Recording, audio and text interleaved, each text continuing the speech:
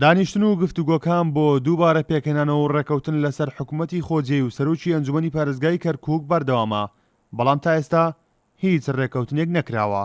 تعرف كركوك صار فيها تغيير.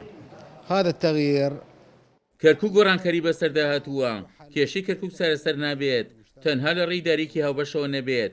ئێمە ئێستا لە هەوڵیەوەداین کە سەرۆکێکی کاتی بۆ ئەنجومەن هەڵبژێرین، پاشان هەنگاو بەڵبژاردننی سەرۆکێکی نوێ بۆ ئەنجومەنی پارێزگا و پارێزگاری کەرکووکش دەنین. لحين الاتفاق على رئيس المجلس ومحافظ لكركوك.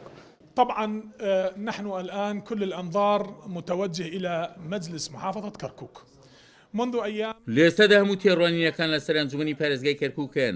لە ڕۆژانی ڕابردوو لە گفتوگۆی بەردەوامدا بووینە لەگەڵ هەموو پێکاتەکان، دەخوازین کەسێک وەک سەرۆکی کاتی دیاری بکەین بۆ ئەنجومەنەکە.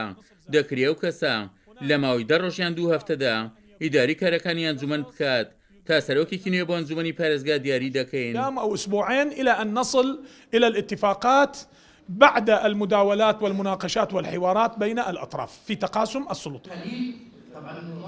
کورد سوورە لەسەرەوەی کە مافی خۆی لە ئیدارەی کەرکووکدا وەربگرێت، بەڵام نەگەڕانەوەی زۆرێک لە ئەندامانی لیستی برایەتی کێشەی بۆ دروست کردوون. محافظ بەپێی دەستوری عراقی بەپێی یاساکان حەقی پێکاتی کوردەوەی سیبرایەتیە. ئێمە ئەو پۆستەمانەوەی ئەوە بە هیچ شێوەیە تەنازولی ناکەین.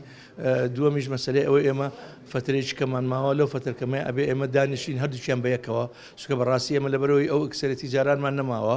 ئێمە کە داواکەم برایانی لیستی برایەتی بێنەوە تا بتوانین ئێمە ئەو ژمارەی کە هەمانە لەگەڵیانە بچین پێسازان ئەو لیستەمان نەماوە ڕەنگە ئەوە کەن کە لە بەغداوە شتێکمان بەسەرا فەرز کرێ لایەنەکەی محاولەکە تەعتیلی مەجلیسەکە بکرێ بۆەوەی کە بتوانن هەرچی هەبێ بە فەرزکردن فەرزیکەن. ئێمە شەڕێن دەبێ مەجلیسەکە بگەڕێتەوە بۆ ئیشکاری خۆی، بگەڕێتەوە بە لایەن دەستوری ئەوان دەیانەوێ ئێستا ئێمە ڕازی بین بە هەڵبژاردننی سەرۆکی ئەنجومەنەکە، بەڵام محافظەکە بێنەوە بۆ دوایی یا یەکێکی موقەت دابنێن ئیشکارەکان بکایمە بەوە ڕازی نەبووین.